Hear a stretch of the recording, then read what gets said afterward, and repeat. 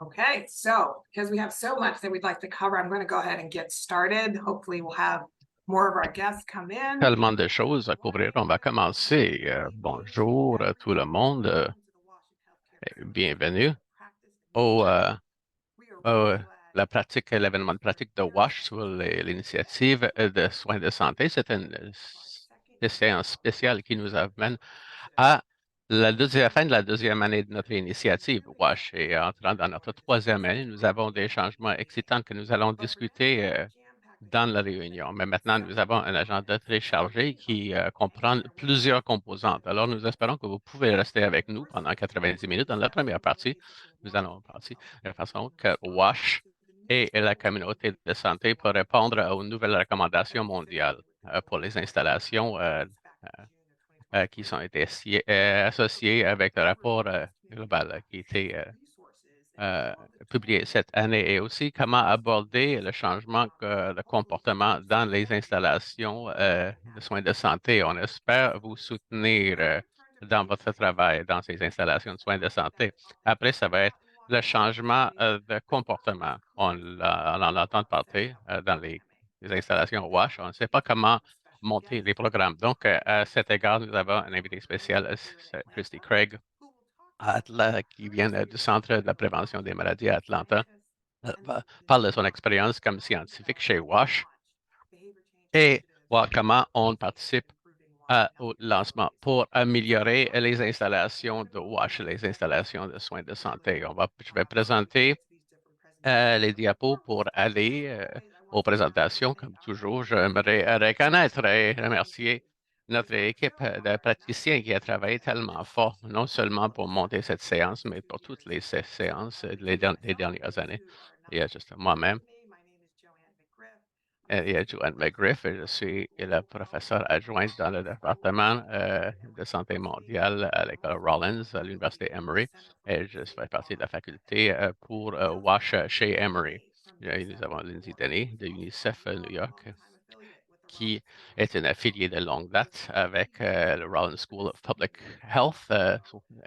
Elle est aussi, elle était l'initiatrice de ce programme. Et Haley aussi est celle qui a monté ce beau bulletin que vous recevez à tous les mois.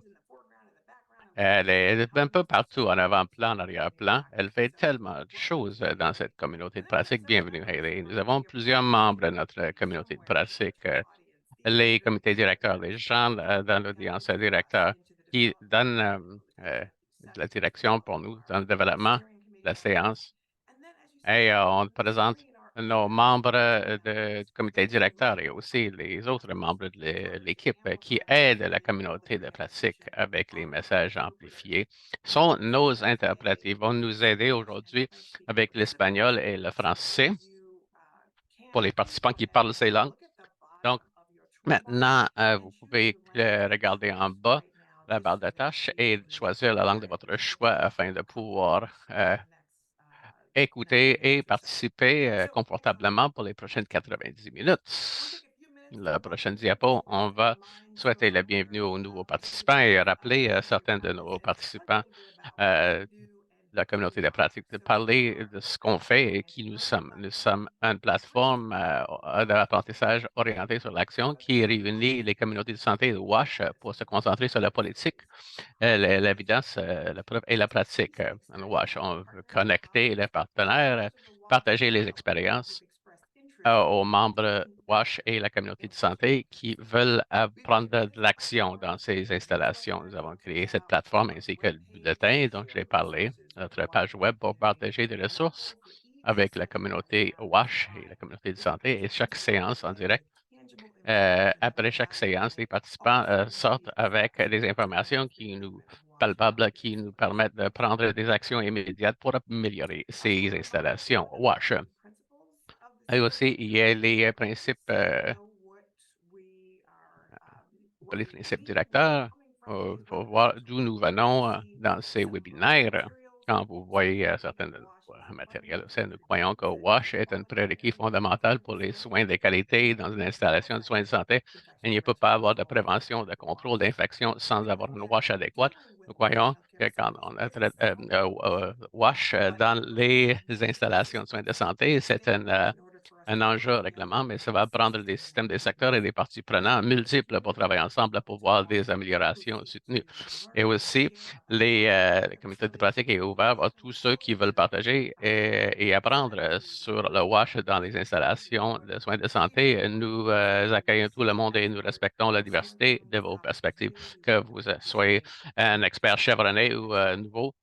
Euh, Nous apprécions votre participation dans cette conversation. La prochaine diapo, vous aurez les prochaines informations, les plus nouvelles informations pour les installations WASH. Donc, ici, nous avons les lignes directrices WASH désignées, conçues par le département de la santé aux Philippines. Ils ont pris WASH-FIT comme on le connaît, comme on le discute souvent depuis longtemps sur cette plateforme. Ils l'ont personnalisé et aligné pour avoir une orientation spécifique aux Philippines, nos partenaires qui cherchent à adapter le protocole WashFit dans un contexte national et régional. Donc, regardons cette nouvelle série de lignes directrices.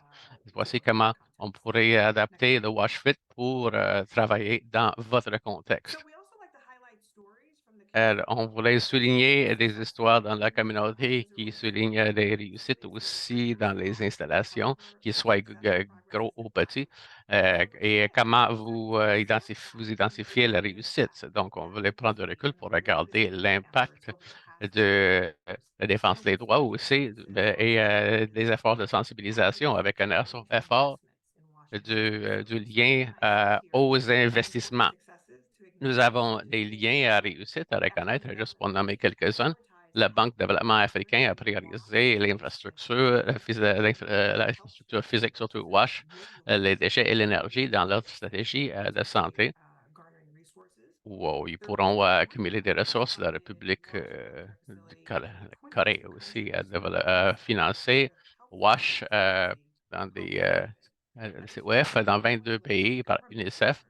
Il y avait une grande liste croissante de donateurs gouvernementaux. Les États-Unis, l'Australie, la Suède, le Royaume-Uni, aussi la Banque mondiale, qui financent une installation WASH de grande échelle dans l'Afrique de l'Est. Et plus importante, les gouvernements nationaux sont en train d'allouer des fonds domestiques pour des installations de soins de santé WASH, comme au Ghana. Alors, voici des réussites que nous voulons reconnaître, c'est-à-dire ce qui arrive dans les agences ou les organismes des pays donateurs devient beaucoup plus conscients et engagés aux installations de soins de santé aussi et c'est converti dans de véritables investissements. C'est quelque chose que nous tenons à souligner et à célébrer. Juste, on va parler de l'ordre du jour et on va parler de l'équipe, l'apprentissage. Il y avait un nouveau rapport mondial ainsi que des recommandations Haley Ellen à suivre avec le résumé, avec cette ressource de communauté de pratique. Et après, je reviendrai après cette partie avec la deuxième partie où on va se concentrer sur des changements de comportement avec notre invité spécial, Christy Craig.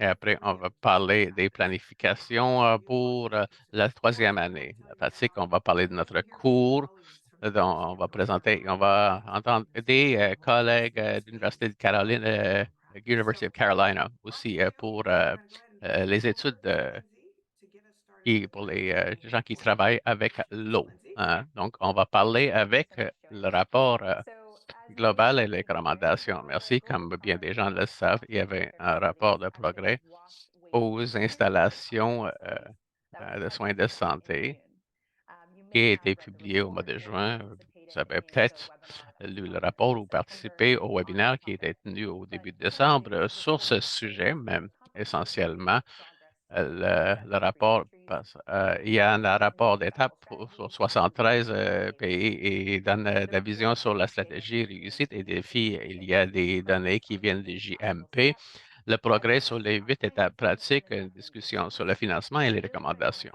Est-ce que j'aimerais me concentrer sur la dernière partie aujourd'hui? la recommandation et comment nous, en tant que membres de la communauté, nous pouvons y répondre. Donc, on va vous donner une récapitulation aussi. On passe les données de 2021, le GMP. On a peut-être vu le rapport sorti l'année passée qui est repris dans le rapport de la table. Donc, voici de nouvelles visualisations des mêmes données qui s'appliquent à tous les éléments, les progrès, les pays, les recommandations. Ils ont ajouté l'électricité également. Il y a 1 milliard de personnes qui ont soit qu'ils ont qui n'ont pas d'électricité ou qui ont l'électricité non fiable. Il y a aussi les déchets, l'hygiène, l'eau et l'énergie, la sanitation. Donc, il y a une partie sur le financement. Et si vous êtes familier avec l'étude de l'ANSID, sur ce que ça prend pour financer les pays en développement pour avoir ces services WASH. Donc, voici un résumé de l'article. C'est vulgarisé. Plus il y a une concentration de qu'est-ce que ça va prendre pour nous pour aborder les écarts de financement. Il y a les chiffres ici qui démontrent que le plus grand coût ici, ce sera pour les soins, les déchets reliés aux soins de santé et aussi les installations rurales non urbaines et des emplacements hospitaliers et non hospitaliers. Aussi, une, euh, nous avons une photo de progrès aussi. Donc, l'UNICEF a contacté les pays pour avoir une mise à jour. Les mises à jour ont été validées par le ministre de la Santé en 2022. Nous avons des données de 2020 et 2021, donc on voit le changement qui s'effectue. Mais la première chose à noter, ce qui va façonner nos recommandations, il y a les aspects techniques de faire une analyse, de faire une évaluation, de faire des des normes, d'établir des normes. Voici où les pays avancent. Nous avons beaucoup de barres vertes où ils ont complété cette partie. C'est bien de voir le progrès, mais quand on voit avec les étapes pour pour prendre beaucoup de ressources, l'infrastructure, la vigie, la main-d'œuvre, la communauté, oui, les pays qui font qui avancent beaucoup, on en a besoin de beaucoup plus si on veut atteindre les cibles de 2030. Donc, voici où je vais me concentrer aujourd'hui. Ellie, tu pourrais ajouter le lien pour que les gens puissent consulter le rapport. Vous pouvez le mettre dans le chat. Il y a 3 recommandations qui ressemblent aux recommandations qui sont sorties du rapport fondamental. Ils les ont réduits de 4 à 3. Donc, la première recommandation, c'est qu'on intègre WASH, les services de déchets et d'énergie dans la planification de santé, la programmation, le financement et le vigie à tous les niveaux. Vous l'avez souvent entendu, intégrer, intégrer, intégrer. C'est facile à dire, mais il faut le reconnaître pour être la première étape pour assurer la durabilité de ces services et de leur financement. Qu'est-ce que ça veut dire pour vous?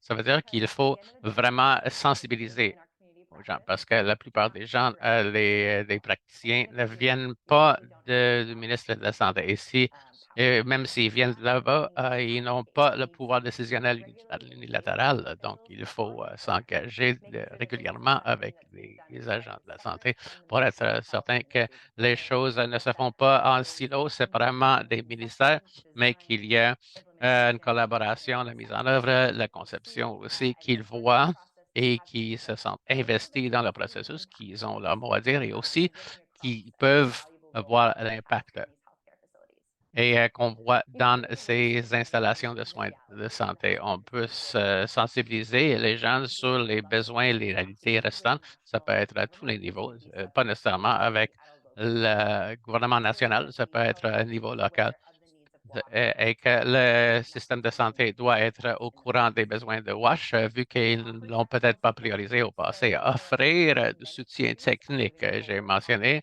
que plusieurs pays avancent sur cet aspect technique, sur les 8 étapes. Ce n'est pas tout le monde qui les a complétées, donc il y a du soutien de valeur qui on peut assurer que ces évaluations, ces normes et la dissémination de l'information arrivent aux gens qui en ont le plus besoin qu'il y a une contribution technique solide en arrière et de participer les réunions de santé et de sensibiliser, font de la sensibilisation pendant les événements WASH. C'est basé sur les objectifs de notre plan d'action national et d'assurer que le WASH est intégré. On espère que nos collègues en santé en parlent, mais pour l'assurer, c'est important de s'engager et ne pas obliger de le faire nationalement. C'est important dans le système où on travaille. La recommandation numéro 2, c'est de vigier aussi, de surveiller le progrès et de renforcer euh, euh,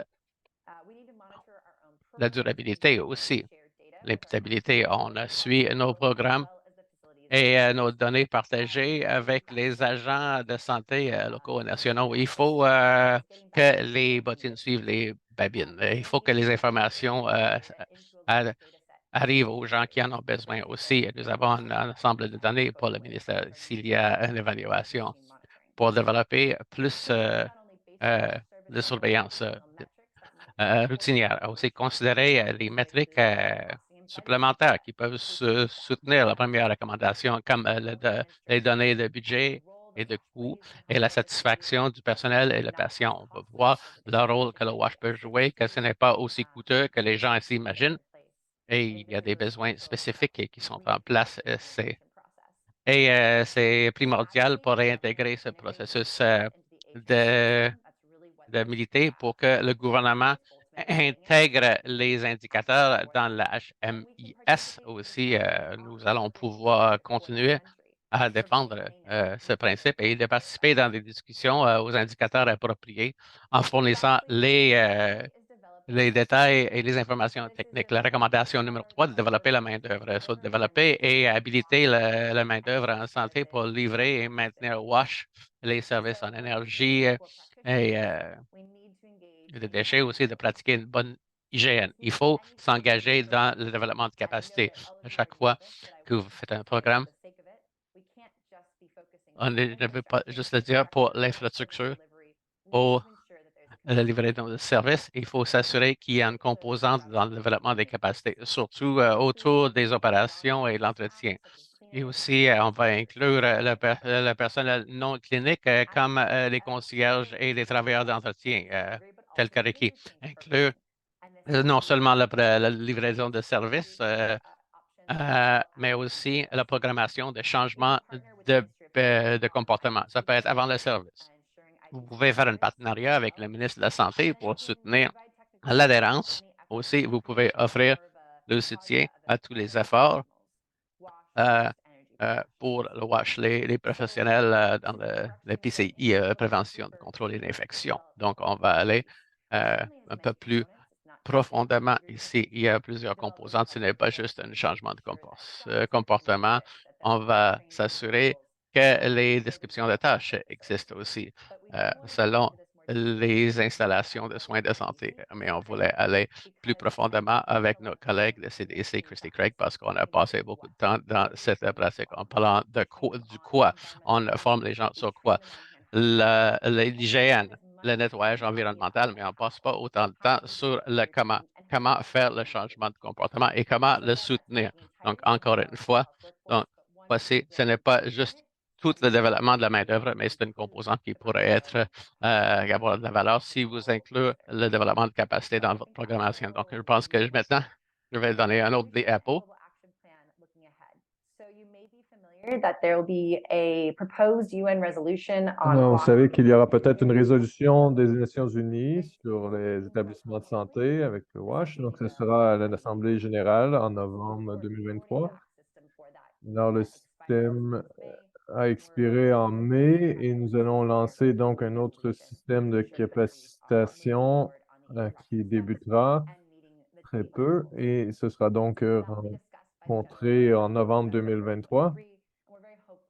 Et nous espérons qu'ils passeront à l'action avec nos mesures WASH et leur rapport. Et nous avons aussi notre plan d'action international et donc il est basé sur ces recommandations. Nous sommes beaucoup plus spécifiques comment est-ce que nous pourrons régler ces différents enjeux du système. Alors, nous verrons ce que nous avons fait avec la communauté de pratique, donc une récapitulation de WASH dans les établissements de santé et permettre d'atteindre nos objectifs. Alors, Ellie va résumer ici. Merci, Lindsay. Je vais vous faire une petite récapitulation. Pour ce qui concerne la communauté de pratique, il y a tellement d'événements dont nous avons discuté dans les 2 dernières années et nous avons essayé de condenser cela en quelques diapos ici. Alors, je veux vous parler de quelques indicateurs et quelques choses succès donc, que nous avons traversés. Alors, le total des communautés de pratique, des événements de communauté de pratique, donc c'est le 13e aujourd'hui. Nous avons un total de 1240 participants dans les 13 événements et nous avons eu 2880 vues dans nos événements enregistrés, ce qui est vraiment de bons chiffres pour nous, de bonnes statistiques pour voir combien de gens nous ont suivis dans nos événements. Comme Joanne l'a dit, on envoie une infolettre à chaque mois. Nous avons créé 17 d'entre elles avec des ressources variées. Et donc, qui met en place différents établissements de santé de Washington. Nous avons aussi notre listserv. Donc, à propos des événements qui veulent avoir l'infolette, nous avons environ 1 millier de personnes qui suivent cette listserv. Alors, nous avons aussi un canal YouTube où nous avons plusieurs enregistrements. Nous avons 453 personnes qui nous suivent sur notre chaîne. Alors, c'est intéressant donc de voir à quel point les gens se mobilisent, ils suivent les différents événements et recherchent donc ces différents enregistrements. On peut passer aux prochaines diapos. Alors, comme je l'ai dit, il y a 13 événements que nous avons tenus. Et comme si c'est le premier événement auquel vous joignez, donc si vous nous avez suivis depuis le début, vous voyez, on a vraiment parlé de tellement de sujets, que ce soit de demander à un expert ou parler de la résilience climatique, de l'égalité des genres, les données pour l'action. Donc, on a couvert tellement de sujets. Donc, c'est simplement une photo pour vous montrer ici la diversité de sujets que nous avons couverts. Si vous demandez, ouais, il y a tellement de beaux événements, où est-ce que je peux avoir accès à tout ce contenu, voir ces enregistrements? Vous pouvez aller sur washingtonhcf.org /COP. Alors, si vous allez sur ce site web, c'est à quoi ça ressemblera. Il y a donc une section sur les événements précédents et il y a une section sur chacun des événements avec la date et le mois. Donc, si vous allez plus loin dans cette liste déroulante, vous allez pouvoir voir les enregistrements en anglais, en français et en espagnol. Vous verrez aussi les diapos qui ont été utilisés. Alors, c'est un super site web. Donc, il y a les événements à venir aussi qui sont là. Donc, on a vraiment toute l'information qui s'y retrouve dans les communautés de pratique. Prochaine diapo.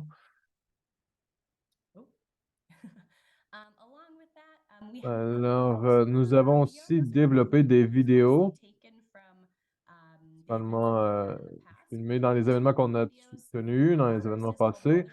Donc, on a la vidéo ici à gauche, donc passer à travers de la tempête, donc la résilience climatique avec WASH dans les établissements de santé, et ensuite les soins de santé avec la propreté, et donc le nettoyage de l'environnement dans les établissements de santé. Et nous parlons avec des présentateurs spécifiques.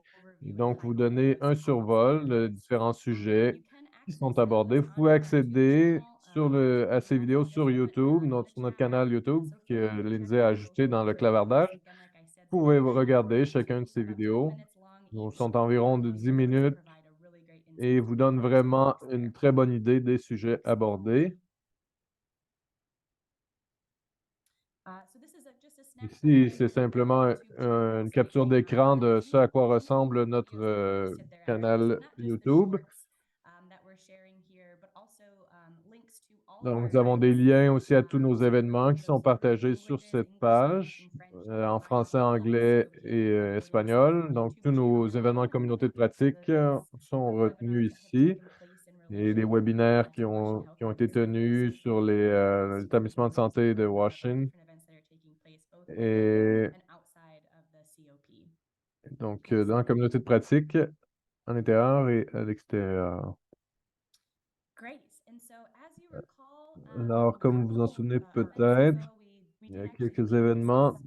Nous avons discuté des indicateurs de performance pour les WASH. Donc, ce sont des ressources nouvelles que nous voulions vous présenter. La première, donc, il y a eu une revue de littérature sur les établissements de soins de santé Washington. Et donc, ça vous donne vraiment une bonne idée de ce qui est mis en œuvre. Donc, ce qui est surveillé aussi dans les établissements de soins de santé WASH. Donc, cette liste a été faite par des membres de communautés de pratique. On a eu des événements en personne l'année dernière. On a parlé beaucoup des indicateurs. Et donc, c'est vraiment un document qui est sorti donc, de ces discussions. Donc, les gens de ces appels, les gens au comité de direction de la communauté de pratique. Donc, nous encourageons donc à aller jeter un œil à ces documents. Donc, plusieurs autres ressources sont disponibles dans ces langues, donc français, anglais et espagnol. Et tout sera donc disponible sur notre site web, donc Washington Care Facility. Donc, on en a parlé quelque peu ici. Donc, on vous encourage à aller voir encore notre page sur les ressources, donc sur notre site web. Je n'irai pas à travers toutes les ressources dont on a parlé dans la communauté de pratique, ça prendrait trop de temps, mais je veux noter que la semaine prochaine, nous partagerons une infolettre où toutes ces ressources dont on a discuté, et donc une compilation de ces ressources, de tous les événements de communauté de pratique. Donc, ça vous sera envoyé tous qui sont retenus sur cette liste. Donc, si vous n'êtes pas enregistré encore, si vous n'êtes pas inscrit encore, s'il vous plaît, inscrivez-vous. Peut-être que Lindsay peut l'ajouter dans le clavardage pour avoir cette infolette. Il y aura beaucoup des ressources dont je vous ai parlé, des liens pour tous nos enregistrements d'événements, du contenu de cet événement, même plus les ressources et documents dont je vous ai parlé aujourd'hui. Et je vous encourage à le faire. Maintenant, je vais laisser la parole à Joanne pour la seconde partie. Bonjour à tous, merci beaucoup. Donc, Lindsay et Ellie pour ces récapitulations. Donc, beaucoup de choses se passent. Donc, si on parle des recommandations internationales, avant de parler de la partie 2, je pense qu'il faut faire une petite pause et faire peut-être un sondage avec les gens qui sont ici avec nous. Alors, 3 questions que nous voulons vous poser. Si vous pouvez le lancer. Alors, si on passe à la première question, avez-vous déjà travaillé sur des projets d'établissement de soins de santé WASH dans les 2 dernières années? Première question. Deuxième question, avez-vous des plans de lancer des projets WASH dans des établissements de soins de santé dans les prochains 12 mois? Avez-vous déjà utilisé des ressources de la communauté de pratique dans la dernière année pour soutenir vos activités WASH dans vos établissements de soins de santé et leurs activités? Alors, c'est simplement pour voir comment est-ce que vos collègues utilisent nos ressources. Alors, prenez le petit 30 secondes pour répondre au sondage, s'il vous plaît.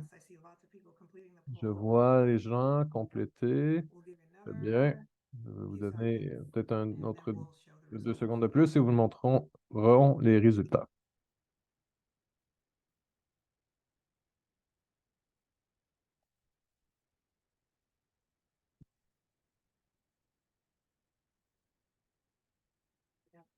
Everybody, so if we can just a couple more Est-ce people. que tous ont répondu? Très bien. On regarde le sondage. On va fermer un autre 10 secondes.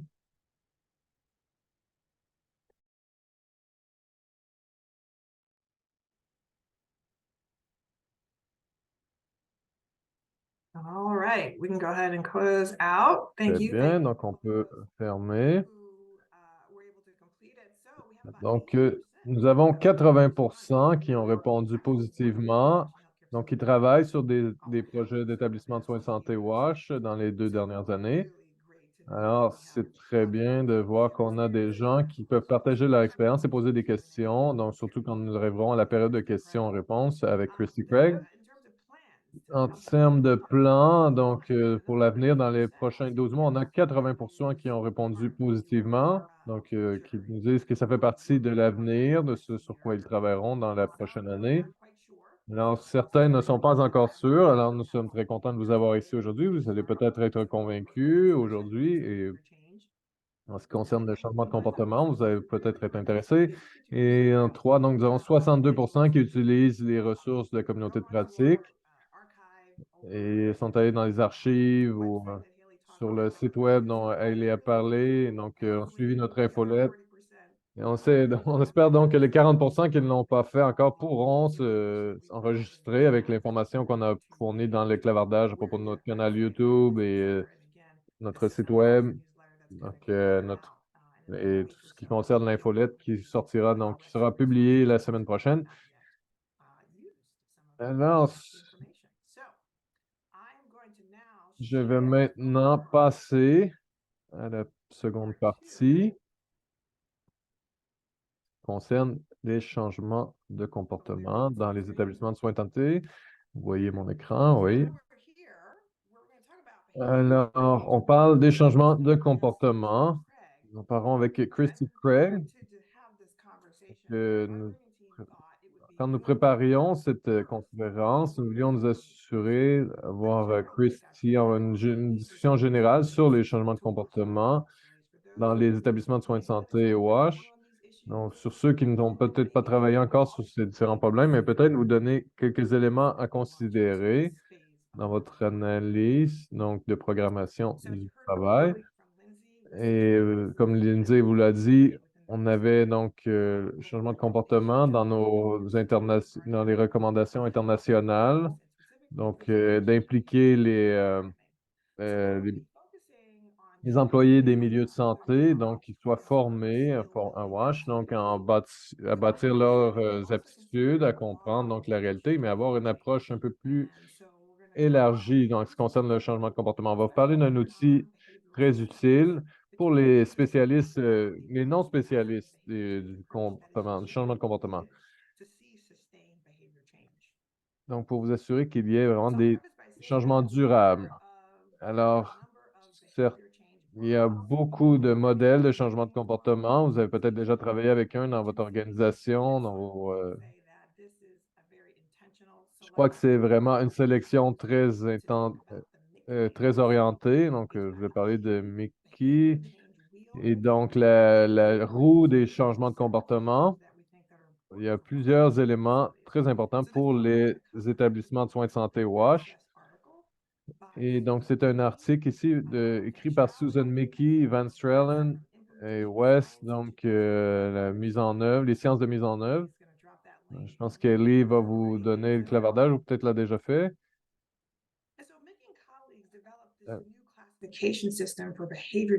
Alors, plusieurs collègues ont développé ce système de classification des changements, des interventions en changement de comportement pour incorporer une compréhension de la nature des comportements à changer.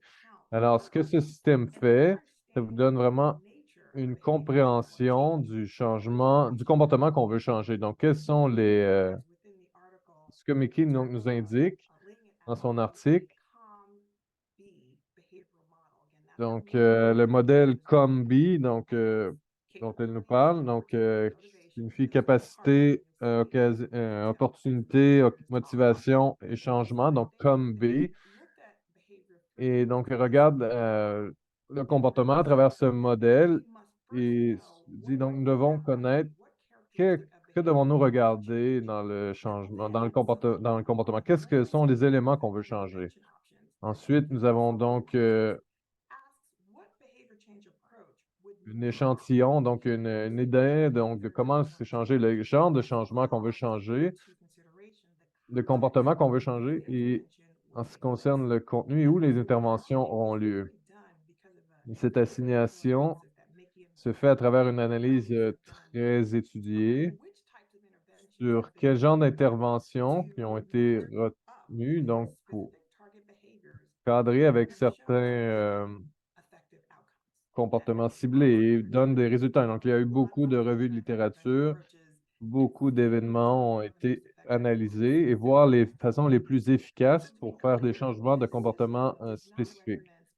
Donc, cette étude donc, ne vous dit pas donc de faire d'avoir des invités spéciaux qui vont parler. Ils ne vous disent pas exactement quoi faire, mais ils vous parlent plutôt de l'approche générale de changement de comportement. Donc, de quoi on parle ici? Ici, c'est la roue. Nous parlons de la roue du changement de comportement et chacun des segments ici qui apparaissent sur la roue. Donc, ce sont des approches que vous pouvez utiliser pour le changement de comportement. Ça peut être l'éducation, la persuasion, donner des motivations, donc forcer. Donc, la formation, ça peut être permettre les choses, de faire de la modélisation, une restructuration de l'environnement ou la restriction. Donc, regardez bien cette roue. Ici, on regarde au centre, on a vraiment les comportements qui mènent, donc la capacité, les occasions et la motivation. Donc, ce sont les choses qui conceptualisent le comportement. Et à travers ces trois événements, il y a donc deux éléments. Donc, on voit avec opportunité, on voit donc social et physique. Donc, motivation, on a la réflexion et l'automatisme. Dans capacité, on a psychologie et physique. Donc, je vous donnerai un cours de 3 heures là-dessus. On vous parlerait de chacun de ces éléments, mais on peut aussi aller lire l'article. Donc, lorsqu'on caractérise chaque élément du comportement sur lequel on veut travailler, donc cette roue peut tourner. On est un peu limité par cette représentation 2D, mais on pourrait l'avoir en 3D où on verrait quelle intervention donc permet de correspondre avec le comportement qu'on veut changer. Puis, étant donné qu'on n'a pas le temps donc de faire tourner cette roue, ce que vous voyez n'est pas la véritable représentation, mais ici, on a une autre représentation avec certains étudiants de notre faculté, donc qui sont dans le département d'environnement. Le Dr. Freeman aussi a travaillé beaucoup avec sur le programme WASH. Donc, nous avons une autre représentation ici de la roue, mais c'est donc une représentation en tableau. Que vous voyez donc les caractéristiques comportementales à gauche et dans les colonnes, donc on a les interventions au sommet, donc dans les colonnes. Donc, ce que nous avons dans toutes ces petites boîtes, donc on voit lorsqu'il y a une correspondance. Donc, on regarde ici, on veut trouver le comportement donc de capacitation physique, donc qui permet de donner des capacités physiques aux gens donc pour qu'ils puissent joindre à une activité. Donc, est-ce que les données en hygiène, donc l'hygiène des mains est bonne aux soins du personnel de santé? Alors, toutes ces capacitations physiques permettent de cibler cela. Alors, on voit la correspondance ici. Donc, ça prend de la formation et ça prend donc de la mise en œuvre. Donc, vous vous souvenez peut-être pas donc de la roue. Donc, ça veut dire de retirer des barrières. Donc, il faut donner la permission de faire telle chose. Donc, ça peut être des opportunités physiques. Ici, nous avons donc, ça peut être des facteurs environnementaux aussi qui sont à l'extérieur de l'individu, peuvent promouvoir ou parfois contrôler. Donc, nous avons par exemple le scénario d'hygiène des mains. Mais peut-être c'est plutôt la contextualisation qu'il faut faire de ce travail. Donc, le contexte physique et la question devient,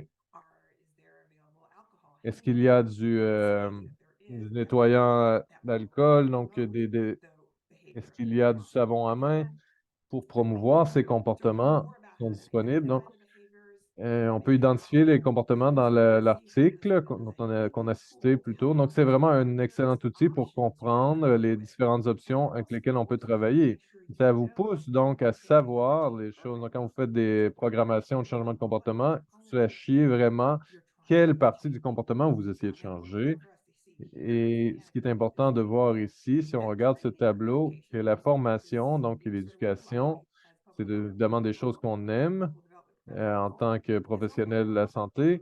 ce n'est qu'une des multiples approches. Et parfois, donc, si le comportement ciblé, la formation n'est peut-être pas si efficace ou a été prouvée comme moins efficace, peut-être qu'il y a d'autres interventions qui doivent être mises en parallèle avec la formation. Alors, je vais vous montrer ici sur la roue. Donc, il y a plusieurs étages. Donc, ça ne cible pas nécessairement des comportements. Donc, vous pouvez voir le vert dans le milieu, le rouge et donc l'intervention dont on a parlé. Et ensuite, vous avez cette autre couche, donc en gris. Donc, cette troisième couche qui vous montre vraiment des actions politiques. Donc, à travers la revue littérature, donc, ils ont vraiment ciblé, identifié donc, comment peut soutenir l'effet donc des interventions que vous avez choisi d'utiliser. Alors, ces interventions étant basées sur les comportements que vous avez décidé de cibler. Donc, c'est vraiment une roue à multiples étages, multiples couches. Donc, c'est une explication un peu simplifiée de cette roue. J'aimerais donc vous en parler et vous la faire tourner plus, mais j'ai donc un autre tableau aussi avec une autre représentation. Donc, si vous voulez comprendre comment est-ce que les dimensions politiques peut jouer sur votre programmation de changement de comportement, mais je vous encourage. Donc, si vous voulez aller lire l'article, c'est en accès libre. Je crois que vous avez déjà le lien. Il y a aussi, c'est assez facile, donc à lire comme livre de Mickey et ses collègues. Parle des différents termes dont je vous ai parlé sur ce système qui a été utilisé et ça peut être très utile pour plusieurs d'entre nous qui ne sont pas des spécialistes du changement de comportement. Nous ne connaissons pas tous les différents modèles de comportement et qui peuvent être utilisés pour la programmation. Et donc, c'est une bonne façon d'identifier ces comportements, choisir une intervention efficace et donc regarder quel genre de politique qu'on peut utiliser pour le soutenir.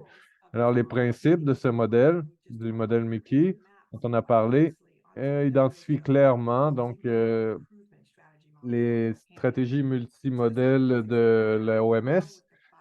Donc, nous avons les 5 éléments critiques. Et donc, en ce qui concerne l'hygiène des mains, si on regarde de façon plus rapprochée, comment est-ce que Mickey, donc on parle du comportement ciblé, donc l'hygiène des mains, si on peut en parler un peu plus en détail ici.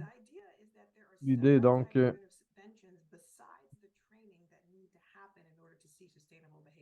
On parle du financement dont nous avons besoin pour avoir un changement de comportement durable et la disponibilité des ressources. On parle de l'habilitation, la restructuration environnementale, rappel,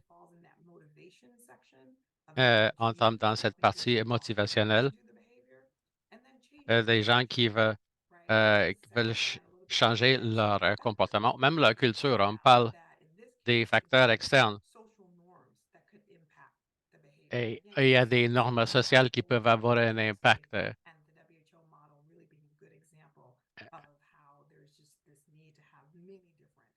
Ou,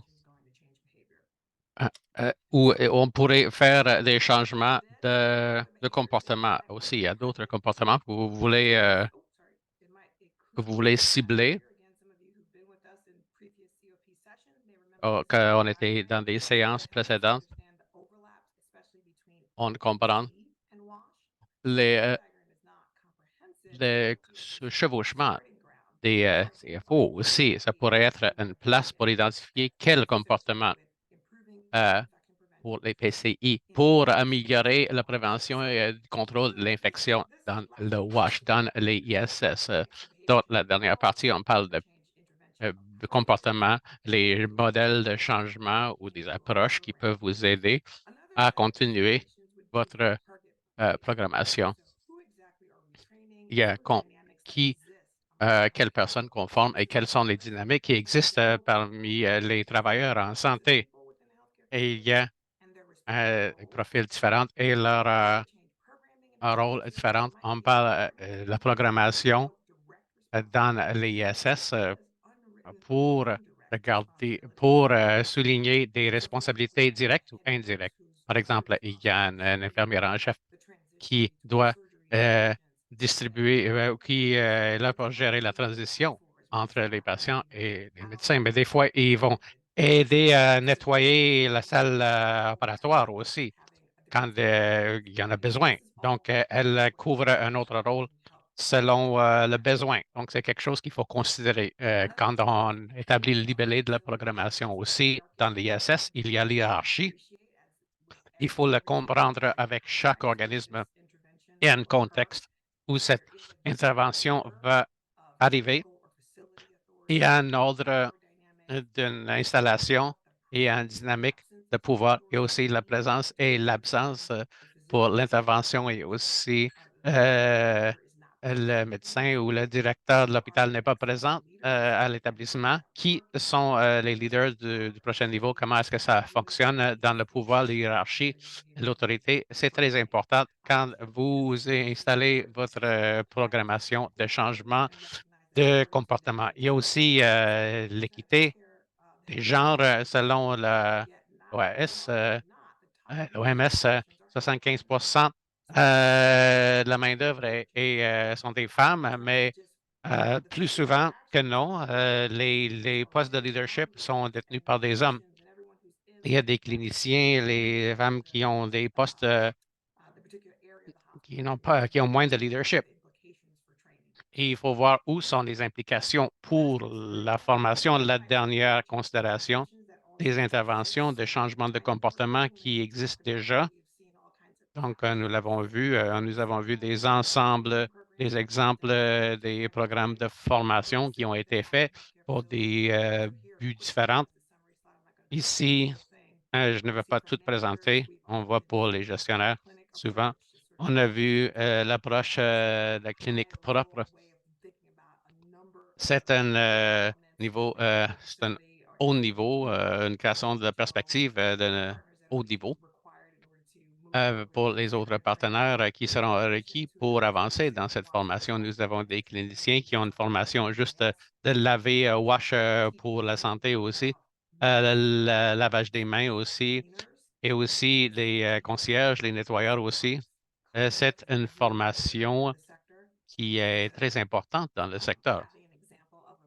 On donnait un exemple d'un bon forfait pour aborder les besoins de formation et aussi pour les patients et les aides soignantes aussi. Il y a d'autres exemples de formation. Donc, voici ce que nous savons. Il y a des comportements que nous pourrons cibler. Donc, on parle du lavage de main, le nettoyage environnemental, etc. Il y a des populations que nous pourrons cibler quand nous allons pouvoir considérer nos interventions et se rendre compte que la formation n'est pas la seule méthode. Quand on prend des approches multimodales, il y a que des considérations importantes dans le ISS. Il parle on traite de hiérarchie, de dynamique, le genre de travail et que les gens font et leur rôle aussi. Donc, comment est-ce qu'on fait pour rassembler tous ces éléments? On peut voir comment on monte la recette, mais comment est-ce que ça fonctionne en réalité et qu'est-ce qui fonctionne avec l'établissement de soins de santé? Maintenant, j'aimerais passer la parole à notre invité spécial, Christy Craig, qui est ici avec nous en personne, mais si les gens ont suivi l'actualité des États-Unis, on était près d'une fermeture du gouvernement qui l'aurait empêché d'être ici. Alors, la semaine passée, nous avons enregistré une séance où Christy et moi avons présenté son deck aussi. Il y a la présentation ici, même s'il est avec nous. La vidéo est tellement bien sortie qu'on va vous la présenter après. Christy viendra après avec des commentaires supplémentaires pour nous aider à faciliter la période de questions et réponses. Donc, vous pouvez prendre des notes, écrire des questions sur les bases du changement de comportement et après, Christy Craig reviendra. Donc, on passe aux vidéos. Bonjour, Christy. Nous sommes contents de vous avoir avec nous. On est tellement ravis d'avoir cette discussion avec vous parce que, comme spécialiste en changement de comportement, on est intéressé à comprendre quelles sont vos pensées sur un changement de comportement transformateur? Et on va parler de votre historique aussi au travail et comment est-ce que ça a changé. C'est bien d'être ici. Je travaille au Centre de la prévention et du contrôle des maladies comme scientifique. Je travaille beaucoup sur le changement de comportement et les établissements de soins de santé, d'hygiène manuelle, de comprendre les motivateurs, d'évaluer les interventions dans cet espace. Merci. Vous avez parlé de motivateurs et d'obstacles aussi. C'est relié à une de nos plus grandes questions. Donc, on pense à votre travail dans des places qui sont limitées, des établissements de soins de santé, des hôpitaux. Quels sont les obstacles et les motivateurs que vous avez trouvés qui peuvent avoir un impact sur le changement de comportement, comme l'hygiène, par exemple? Merci pour la question. C'est un élément clé de ce travail, c'est de comprendre ce qui aide et qui nuit aux gens quand ils essaient de changer leur comportement selon les recommandations de WASH. Je travaille dans l'Afrique de l'Est et l'Amérique centrale, surtout. Et on a vu qu'il y a beaucoup de motivations sont de perfection, la protection de soi-même et et aussi, à un moindre degré aussi, c'est le motivateur, c'est le désir de vouloir protéger ses patients pour les praticiens. Et la troisième clé pour la motivation, c'est le risque perçu autour, le risque, la maladie pour soi-même ou la famille du patient. Et cette procédure peut monter et descendre. Et aussi, nous parlons beaucoup des motivations qui sont plutôt réflectif et dont nous avons beaucoup parlé, mais l'habitude est une grande motivation automatique des fois. C'est une autre chose qu'on a vu qui motive beaucoup le comportement.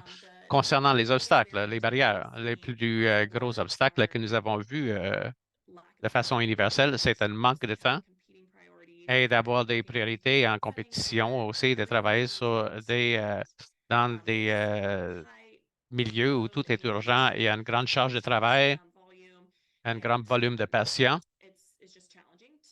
Et c'est un grand défi de prioriser ces choses selon les autres priorités concurrentielles. Après, relié, il y a le manque de ressources et de matériel, et c'est très relié. Et des ressources et des matériels pour pratiquer le lavage de main avec le savon et l'eau ou avec des désinfectants à base d'alcool. Si ce n'est pas disponible où le personnel se trouve en tout temps, ben, le facteur temps arrive parce que ça prendrait du temps pour aller trouver ces ressources.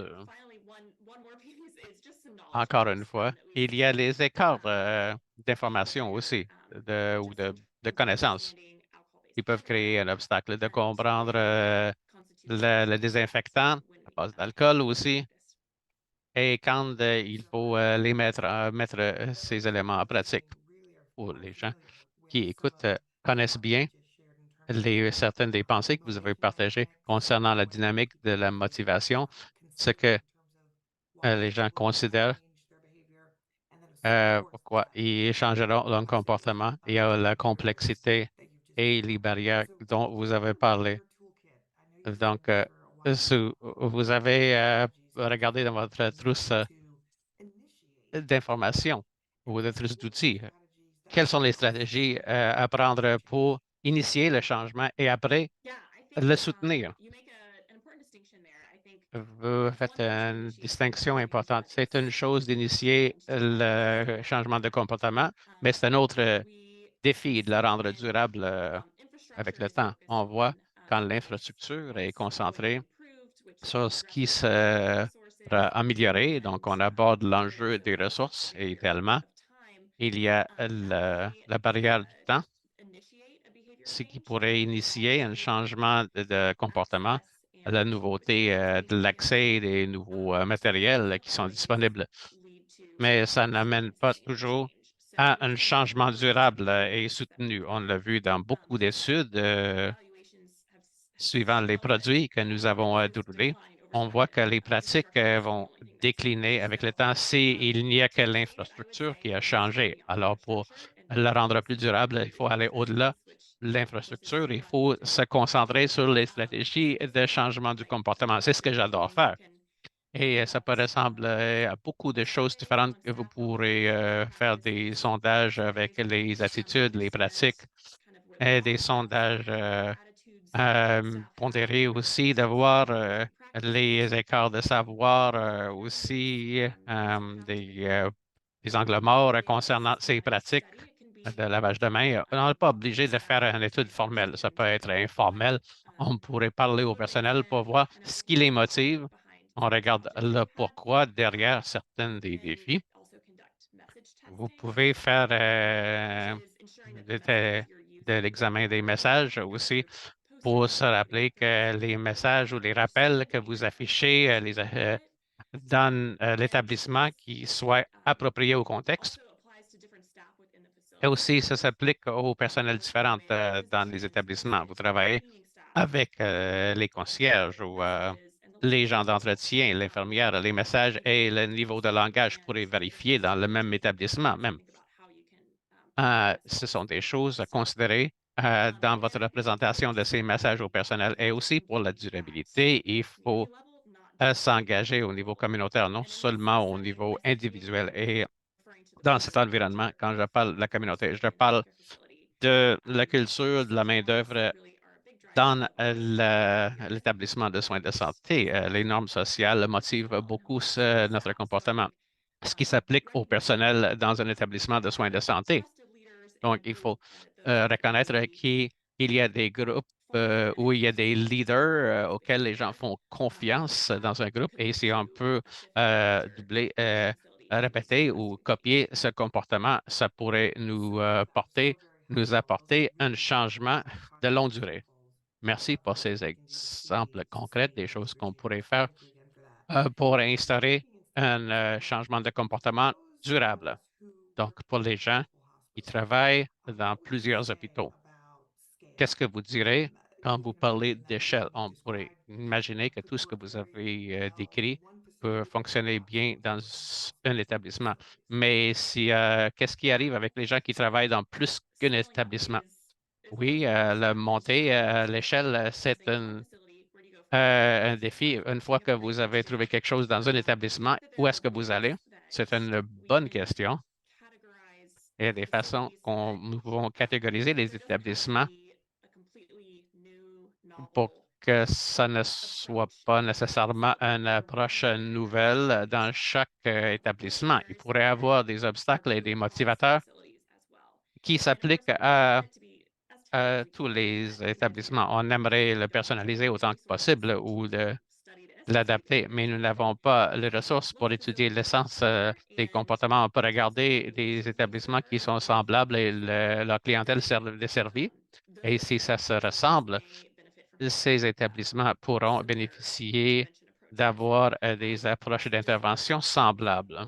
Par exemple, j'ai travaillé sur des projets en Amérique centrale dans des petits établissements de santé rurale et dans des grands hôpitaux publics. Et nous avons fait des évaluations différentes dans ces deux environnements, vu que les besoins et les ressources disponibles étaient différentes et aussi le débit du travail était différent dans les deux différences d'échelle. On a trouvé qu'on pouvait déployer le travail semblable pour le changement de comportement dans tous les 12 établissements ruraux et aussi les 11 grands hôpitaux. Donc, il faut considérer les différences dans l'environnement. Merci beaucoup. J'apprécie le concept de prendre soin d'autres groupes. Merci beaucoup. Ça pourrait nous aider beaucoup de gens qui travaillent dans des places différentes. Autre question pour vous. Donc, je crois que beaucoup de gens nous le demandent. Si vous n'avez pas un spécialiste de changement de comportement tel que vous, sur votre équipe ou donc qui est disponible. Alors, quelles sont vos recommandations sur comment même commencer à initier les programmes de changement de comportement? Alors, très bonne question. Je pense que la réponse est non. Donc, vous n'avez pas besoin d'un spécialiste du changement de comportement dans votre équipe pour débuter ce genre de travail. Je pense que les établissements de santé sont bien équipés avec des gens compétents, donc qui veulent des résultats positifs dans leur environnement de santé. Je crois que ça peut être fait par les gens donc, qui travaillent au sein de ces établissements de santé. On peut avoir des champions de l'hygiène des mains. On l'a fait dans plusieurs endroits. Donc, ça peut impliquer la sélection d'employés qui sont de bons leaders ou des modèles pour certains comportements, pour que ce soit l'hygiène des mains ou autre. Et donc, vraiment les mettre de l'avant et donc qu'ils fassent la promotion au sein de leur pairs des changements de comportement souhaités. S'il y a un ophthalmologiste dans un hôpital, on peut l'impliquer. Ça peut être un très bon. Donc, c'est soit, mettons, des infirmières en contrôle des infections, donc, qui peuvent parler de l'hygiène des mains, ou on peut les inclure dans ces genres de formations, donc, s'assurer, donc, voir c'est les genres de ressources qu'on a et s'assurer que on a donc, si le travail peut être fait à l'interne sans avoir un spécialiste de changement de comportement dans l'équipe. Très bien. Je sais que beaucoup d'entre nous prennent des notes ici. Merci beaucoup. Ma dernière question. Alors, vous savez, notre plateforme parle beaucoup de comment rendre la force et donc que les gens passent à l'action. Alors, comment est-ce qu'une personne peut faire ou un programme, quelqu'un qui fait de la programmation peut faire dans ses institutions pour accroître le changement de comportement? Alors, ça peut être un changement qui commence maintenant.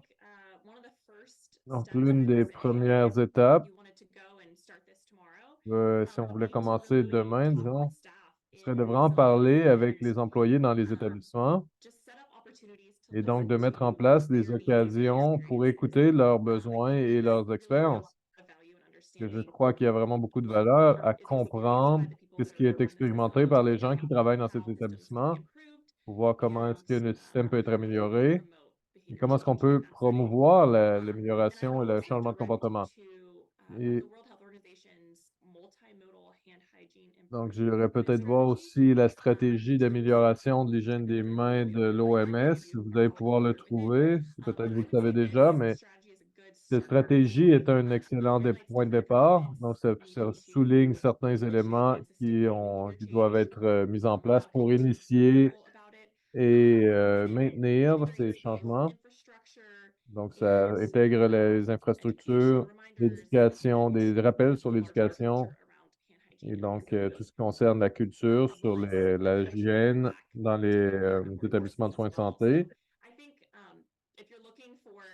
Si vous cherchez un document, donc pour vous guider, c'est vraiment une bonne étape.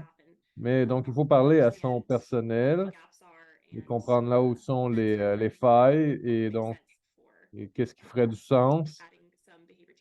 Donc, la communication peut-être sur les changements de comportement ou avoir une initiative des champions du comportement souhaité, etc. Excellent. Merci beaucoup, Chrissy. On apprécie beaucoup le temps que tu as passé avec nous. Je crois que tout ce que vous nous avez dit est facile à mettre en œuvre et merci beaucoup de vous être joint à nous. Merci beaucoup. Bien. Là, donnez-moi une brève minute pour s'assurer donc que Christy était avec nous. Oui. Là, voilà. Merci beaucoup, Christy, d'avoir passé du temps avec nous, avec cette vidéo. Et maintenant, nous avons donc en direct et vous pouvez répondre à nos questions. Donc, nous vous remercions beaucoup pour votre temps. On sait que vous êtes très occupés. Si vous avez des idées, des commentaires, donc à propos de ce que vous nous avez partagé dans votre vidéo. Merci, Joanne. J'aurais bien aimé être là, bien content d'être là en personne. Je voudrais réitérer ce que vous avez dit donc avec le modèle COM-B. C'est un modèle que j'ai utilisé dans beaucoup de travaux que j'ai tenus. Je crois que vous l'avez très bien expliqué. Merci beaucoup, Joanne. Et le livre dont vous avez parlé aussi est une lecture facile ou très claire pour quelqu'un qui n'est pas un spécialiste du changement de comportement. C'est une excellente ressource. Si vous voulez plus de lecture, donc, la stratégie dont je vous ai parlé de l'OMS aussi est intéressante, mais je crois que le livre dont vous avez parlé est aussi une très bonne ressource. Et bon, je suis ouverte aux questions. Si vous avez des questions, vous pouvez les mettre dans le clavardage, vous pouvez lever la main si vous avez, vous pouvez nous la dire verbalement. Donc, et employer le temps que nous avons avec Christy pour poser des questions. Vous avez fait du super boulot dans la vidéo. Donc, couvrir les différents éléments dont on entend parler dans les programmes de changement de comportement. Et on ne le fait pas toujours. On ne sait pas toujours comment faire, comment est-ce que les spécialistes. On n'est pas des spécialistes des changements de comportement. Alors, qu'est-ce que ça veut dire? Vous avez été très clair à propos de ces étapes premières. Je ne vois pas de questions en ce moment dans le clavardage.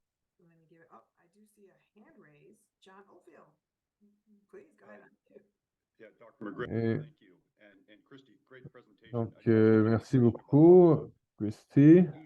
Donc, le rôle des patients en cela. Donc, c'est difficile de pouvoir mettre de l'avant les patients. Donc, quand je vais chez le docteur, donc, quelle est la dernière fois, quand est-ce que la dernière fois je vous avais, mais non, ça vous met, c'est plutôt malaisant, donc, d'aller aussi direct. Donc, comment est-ce qu'on peut, avec cette roue des changements de comportement, à quel point c'est plus facile de faciliter d'informer nos patients. Donc, est-ce qu'un poster, une affiche pourrait être mis dans une entrée?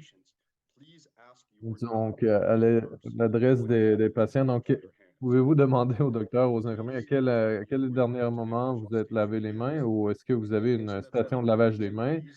Ça rend les choses plus faciles pour les patients de commencer la discussion avec les formations, la discussion avec un fournisseur de soins de santé. Et donc, c'est difficile de parler de cette conversation. J'ai l'air du mauvais gars, donc il y a peut-être un enjeu de confiance. Des fois, quel est le rôle des patients dans le changement de comportement dans cet environnement établissement de santé? C'est une bonne question. Donc, certains projets sur lesquels j'ai travaillé, même des environnements. Donc, on parlait donc d'avoir des cocardes, donc disant que je me suis lavé les mains. Et le personnel n'aimait pas ça. Non, ça a créé vraiment un système de catégorisation et c'est encore difficile un peu. Je pense que c'est une bonne idée. Ça permet vraiment de renforcer les capacités du patient. Donc, quand il y a un enjeu de pouvoir, permettre de responsabiliser vraiment les clients, mais parfois le client se sent responsabilisé. Donc, vraiment de donner cette part de responsabilité aux patients, ça donne une motivation assez forte pour le personnel. Donc, s'assurer que l'environnement culturel aussi trouve que c'est approprié, cette dynamique, cette conversation. C'est quelque chose qu'il faut prendre en compte. C'est un bon exemple. Christy, à propos des cocardes, donc, qui indiquait donc, de rendre les patients responsables. Et c'est ce qu'on a dit aussi avec les modèles MIS. Donc, oui, on a donc porté la cocarde. Donc, il y a aussi cette culture qui nous dit, donc, c'est OK. Donc, d'être responsable. Donc, les patients devraient pouvoir vous poser des questions. Donc, c'est aussi un travail additionnel. Il faut avoir ces conversations avec les employés. Donc, savoir que ce soit de porter des corps, mais que c'est quelque chose qui va être faire partie de notre culture de sécurité. Donc, c'est un très bon exemple. Merci beaucoup. Nous avons encore des questions qui nous arrivent dans le clavardage. Je crois que Chris, ça vous parlait vraiment des stratégies des champions. Utiliser cela donc en tant que stratégie. Quelqu'un demande, est-ce qu'il y a un programme pour les champions d'hygiène des mains? Oui, je peux vous partager des lignes directrices qui ont été développées par mon équipe. Certains projets qu'on a lancés.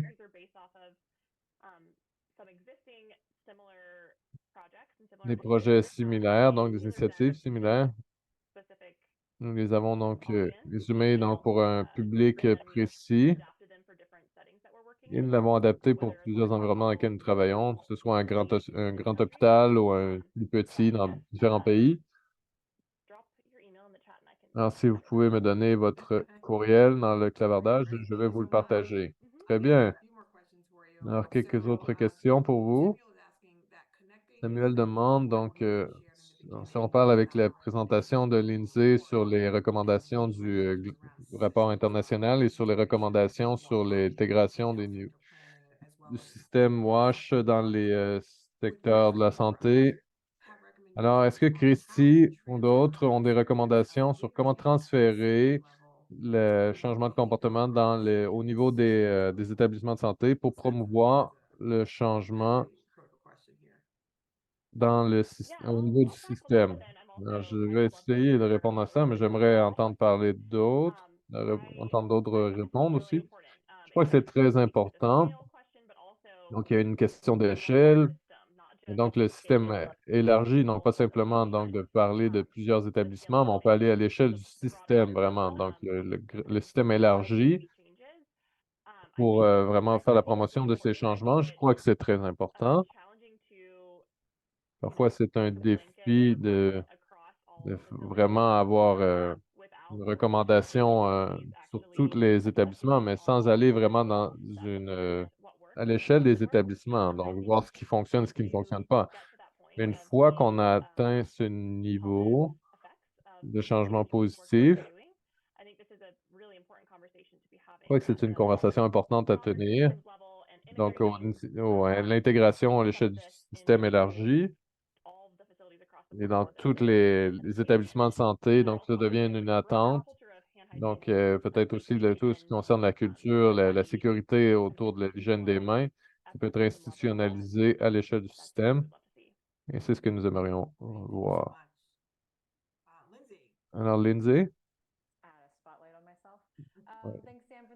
Merci beaucoup pour cette question. Alors, une chose, donc avec la stratégie multimodale, donc si on parle de l'échelle d'un établissement de santé, vous l'avez parlé un peu, Christy, mais vraiment parler des champions et des changements de culture. Donc, c'est ce qui aura le principal effet. Donc, établir les champions avec des leaders du système qui travaillent dans les départements de santé, départements de l'eau. Donc, si on veut le faire avec les directeurs, avec les d'institutions de santé, avec les infirmières. Donc, il y a d'autres gens donc, dans le système qui peuvent aider à pousser le changement et donc à influencer dans la bonne direction.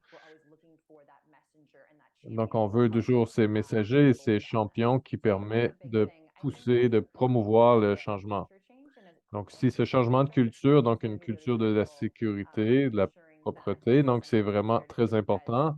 Ça doit être présenté comme un élément clé pour avoir des établissements de santé WASH. Donc, on peut en parler aussi, on peut l'adapter à tous les éléments WASH. Nous dire que l'établissement de santé n'est pas un établissement de santé s'il n'a pas les normes WASH. Et donc, vraiment une culture globale, donc de soins de santé, de propreté, donc doit être important. au plus haut niveau du système. On peut le faire national avec des districts régionaux. On peut faire une forme de défense du système et s'assurer qu'on bâtit cela pas seulement avec les docteurs, mais aussi au niveau politique aussi avec les ministres. Donc, Joanne, je ne sais pas si vous voulez faire du pouce là-dessus. Oui. Donc, vraiment parler à l'échelle individuelle, c'est ce dont je parlais. Donc, dans le cercle central, donc sur le modèle de la roue dont je parlais, ensuite les politiques qui sont à l'extérieur du cercle, ils peuvent amplifier ce changement. Si on parle à l'inverse, donc comment est-ce qu'on change le système en lui-même? Alors, les éléments dont tu as parlé font partie de cela, évidemment. Donc, établir cette culture qui voit donc les responsabilités qu'ils ont sur la sécurité, donc des bonnes mesures WASH dans les établissements de santé. Donc, Christy a parlé aussi. Et comme il nous reste peu de temps, peut-être une dernière question. J'ai vu d'autres arriver. Donc, Ruth, vous avez sorti une bonne question ici. Donc, dites parfois, c'est les gestionnaires qui sont résistants au changement. Et donc, un meneur IPC ou un gestionnaire des déchets se sentent en pouvoir et sentent que leur pouvoir est mis au défi. Donc, ils ne veulent pas changer. Ils ne veulent pas avoir de tâches supplémentaires. Alors, qu'est-ce qu'ils sont, qu'avez-vous comme suggestion pour permettre de changer ça? Oui, évidemment, c'est un défi. Voilà, employé pour ce genre de secteur d'emploi est difficile. Donc, introduire des changements de comportement, il n'y aura pas vraiment, ce sera pas une charge de travail additionnelle trop importante sur le personnel. Donc, il ne grugera pas tellement leur temps, mais s'assurer donc que ce ne soit pas trop une charge pour le nouveau personnel, la nouvelle tâche sur le personnel. Donc, ça peut être par exemple, quand je vous parlais de l'exemple des cocardes, donc il indiquait j'ai les mains propres. Et donc, la conversation, la communication est très importante. Donc, comprendre les résistances, comment est-ce qu'ils se sentent, que c'est quelque chose, pourquoi est-ce qu'ils ne veulent pas voir telle action mise en place.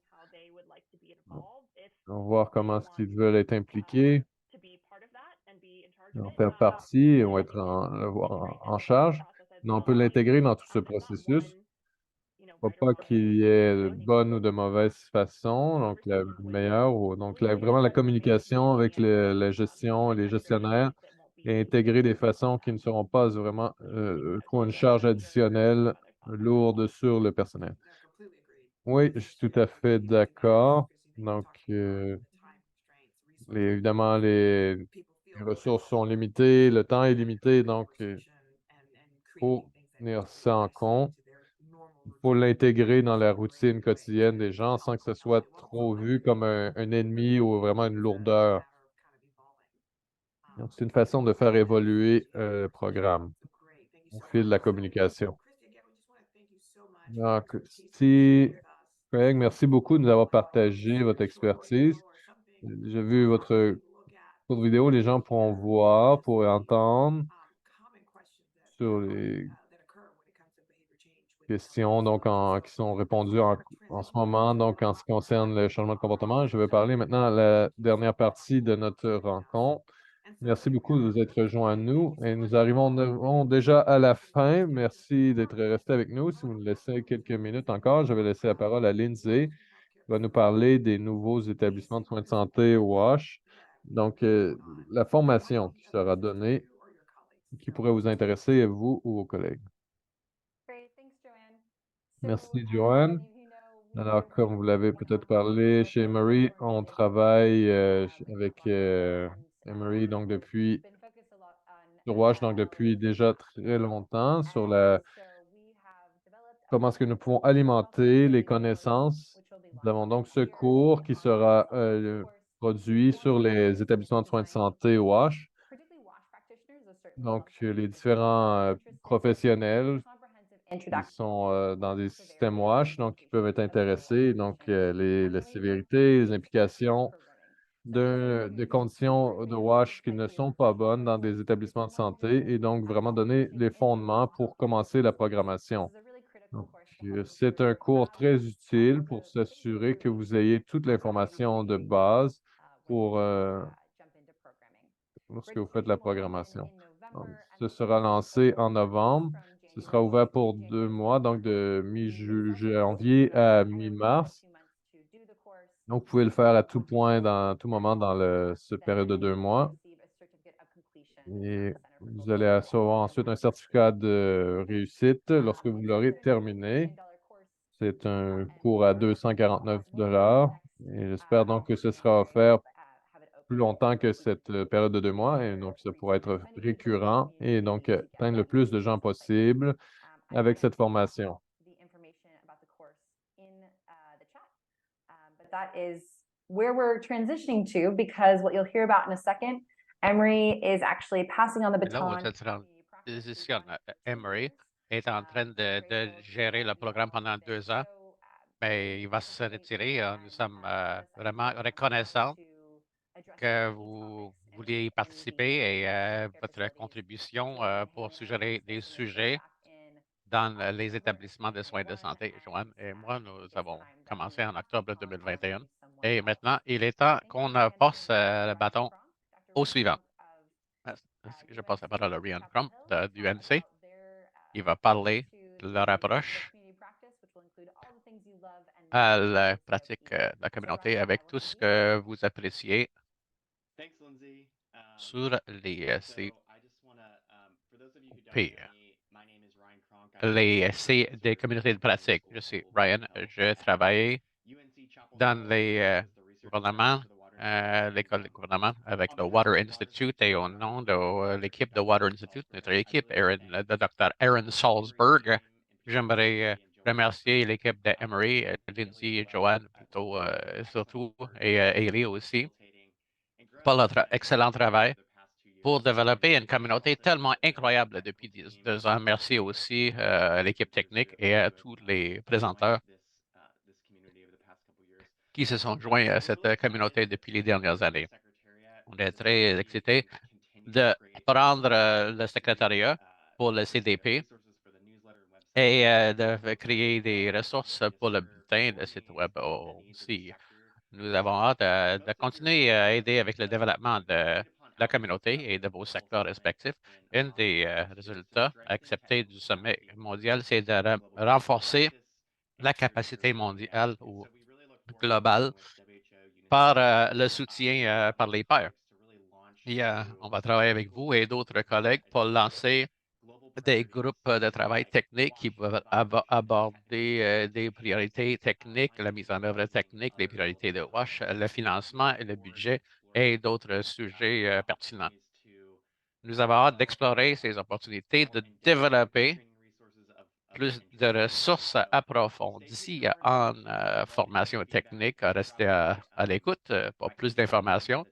J'ai laissé mon adresse courriel dans le chat aussi et j'aimerais mentionner, si vous venez à la conférence sur la santé et l'eau, plutôt plus tard ce mois-ci, il y a un atelier et d'excellentes présentations sur les ESS. Si vous ne pouvez pas venir en personne, vous pouvez vous joindre à nous au niveau personnel et vous pouvez vous connecter pour sur cet excellent contenu. Et nous avons hâte de continuer notre collaboration pour les prochaines années. Merci à tous. Oui, merci. On est arrivé à la fin de notre séance, notre dernière séance pour l'année numéro 2. On a le Dr. Ryan Krug qui va mener cette communauté de pratique dans l'année 3. Et on va souhaiter à nos collègues bonne chance à Chapel Hill aussi, même si vous ne verrez pas Lindsay, Haley ou moi-même en avant-plan. Nous sommes vraiment investis dans cette communauté de pratique. On va soutenir l'université telle que requis. Et vous aurez aussi l'orientation du comité directeur qui s'est engagé pour continuer cette collaboration. Et on va continuer à prendre notre élan aussi sur le développement de l'université. Si vous êtes intéressé par le cours, Lindsay a laissé le lien pour l'inscription. Nous l'avons laissé dans la boîte de clavardage. Peut-être que vous n'en voyez pas le besoin pour vous, mais peut-être qu'il y a un collègue qui travaille dans votre bureau, votre organisme ou dans vos groupes de bénévoles qui pourrait se servir pourrait y participer. Nous avons hâte de lancer ce programme ainsi que d'autres. Donc, cela étant dit, on va vous laisser 4 minutes de votre vie. Je vous ai demandé de rester avec nous. Donc, voici un petit cadeau. On va finir plus tôt. Donc, nous avons hâte nous aimons travailler avec vous. Et si vous êtes à Washington, D.C. ou à Atlanta, arrêtez pour dire bonjour chez Emory. Nous avons hâte de continuer ces conversations. Passez une bonne continuation pour le reste de votre journée. Merci à tous. Au revoir.